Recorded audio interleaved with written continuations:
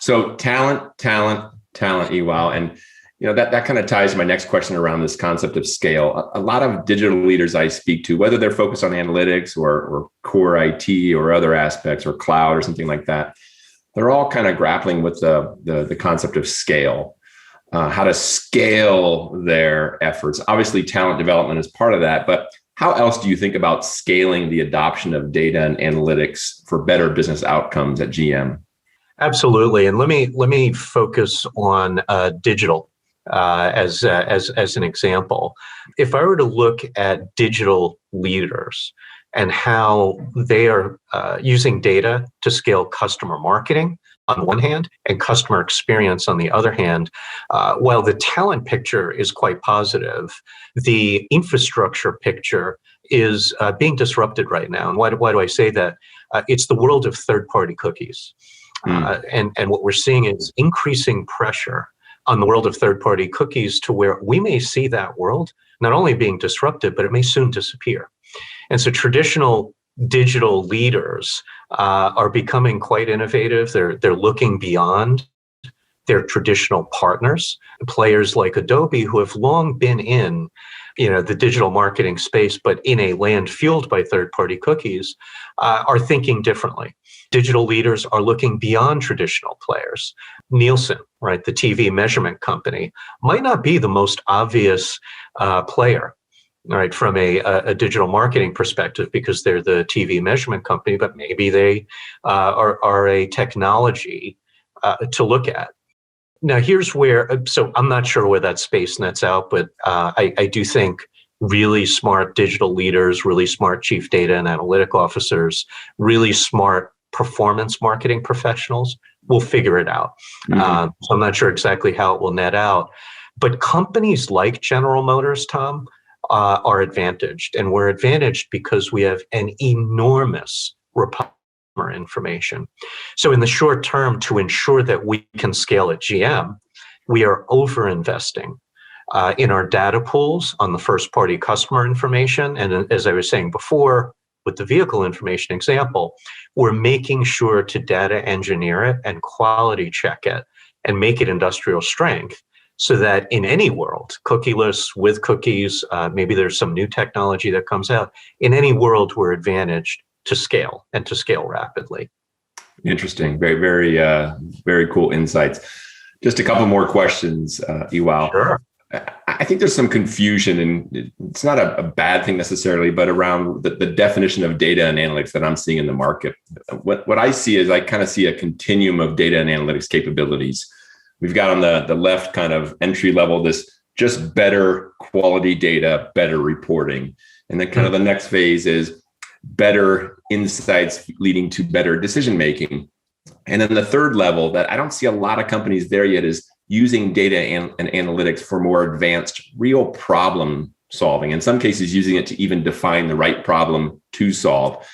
You worked at a lot of companies, most recently here with GM. Where do you see most organizations on that spectrum and why? And kind of where are you focused as a leader at GM? Tom, that's a great way to articulate the data and analytics space. I really love the question. I think most companies do number one very well, the data and the reporting. I think many are graduating to using that data and reporting for decision making, so the middle part of your spectrum. I agree with you. I think very, very few organizations have gone the road of predictive and advanced analytics, both to solve problems and to identify growth opportunities. And I think much of that comes from really two things. It's business leaders truly understanding the power of predictive analytics on the one hand, and on the other hand, trust. Do business leaders, particularly those who may not have traditionally been trained in data and analytics, do they trust it? Take machine learning and artificial intelligence as an example, ML and AI. Tom, for all of the hype that we hear in the marketplace about ML and AI, I certainly marvel at how few companies, large companies, have actually deployed ML and AI broadly across their organizations. You have a use case here and there and a proof of concept, but how many companies, large companies, have deployed at broad scale? I think there are two impediments. There are impediments that can be overcome, and certainly we're moving fast and furious at GM on these things. But to me, ML and AI adoption, it's two things that have held the market back.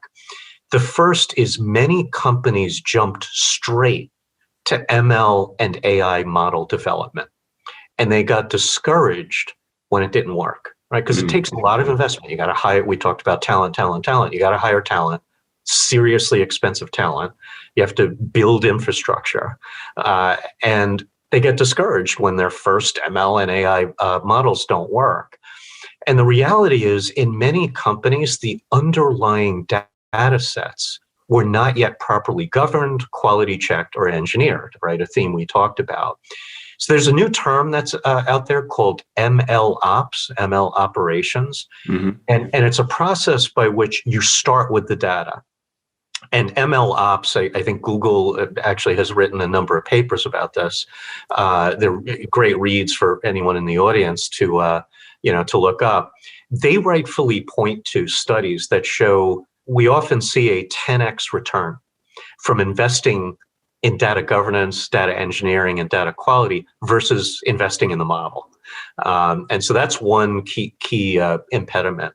The second is explainability, right? So for those companies that do ML ops well and they can get past the data piece, they get discouraged when senior leaders, this is the trust, they don't trust the AI black box. And then what they do is they then default, back to your earlier point, to reporting and descriptive analytics. What AI really needs, and the technology is not out there in any production way, is a glass box. It's a glass box where senior leaders can clearly see the data inputs and the logic that create the outputs. I've met with a number of startups who are beginning to scale this glass box technology. It's pretty hard to stand up.